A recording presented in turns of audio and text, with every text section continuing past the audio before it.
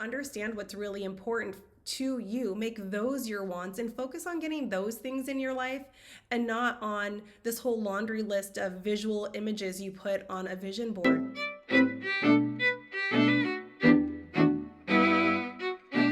Hi everyone, it's Tina with Picture It Personal Finance, where I am a financial coach, virtual CFO, and bookkeeping professional.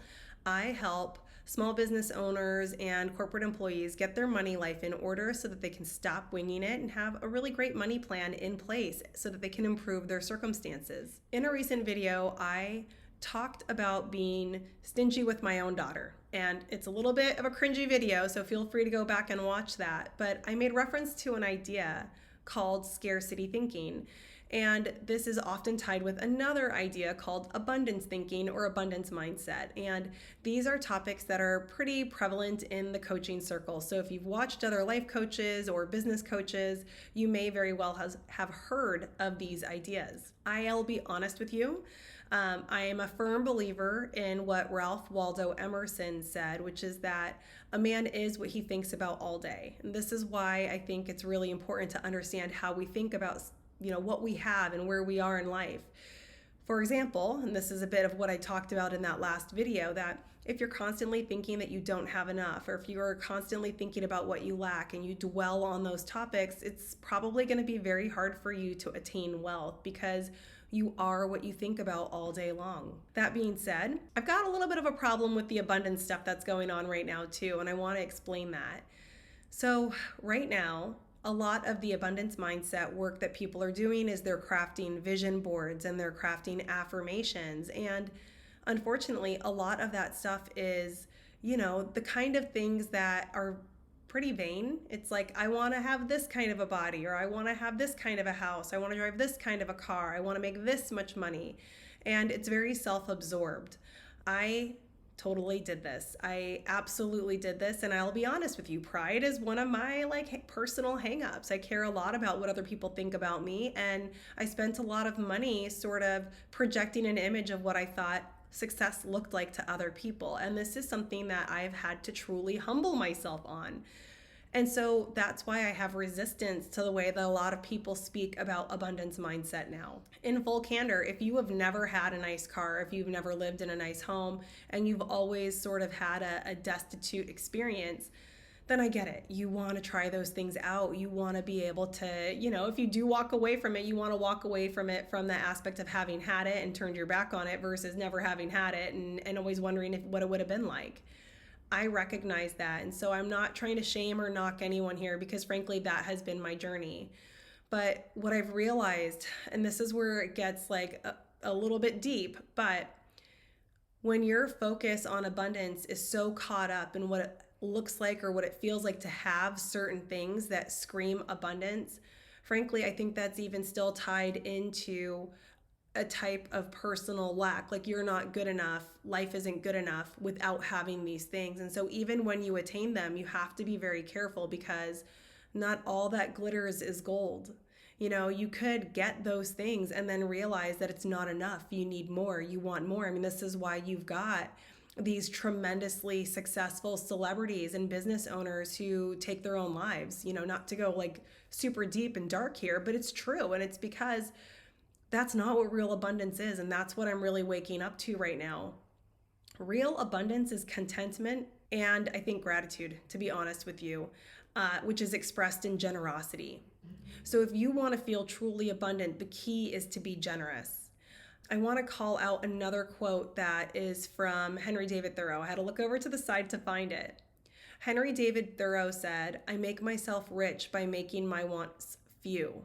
In other words, he has found a way to be content with little, and that has given him the sense of true abundance because it's easy for him to have those things. It's easy for him to succeed in his life and to have the life that he wants because he's honed down what he wants to the core things that are important to him. This is why I always, when I work with my clients, I tell them, what do you value? What really matters to you? If what really matters to you is having a peaceful home life that and time, maybe then you need to invest in a housekeeper and not in a Beamer. These are the type of conversations that you need to have with yourself or with a coach or even with your partner, or a great friend whom you trust. But understand what's really important to you, make those your wants, and focus on getting those things in your life and not on this whole laundry list of visual images you put on a vision board, because those will never truly satisfy you. Or if they do, it'll be short-termed. I really believe that when you focus on contentment, you ultimately will fall into gratitude. And when you fall into gratitude, the next thing you fall into is joy. And when your heart is filled with joy, you can't help but want to give. This is why I really believe that generosity is the key to an abundance mindset, in that order. So if you want to start by getting content, then once you're content, you will feel gratitude, and then the gratitude will give way to joy, and then the joy will give way to wanting to share. When you're joyful, you always want to share. Like when I'm in a great mood, I just want to make other people smile. I want them to have that experience. So the generosity doesn't even have to be a financial thing. It can be you sharing your time. It can be you sharing your energy, your wisdom, your insight. I truly believe that people who are coming up in the world, it's great to mentor somebody. There's that saying that a rising tide lifts all boats. Well, be that rising tide. Lift other boats with you, especially when you're in that episode of contentment, gratitude, and joy. When you live life this way, you will see that abundance abounds.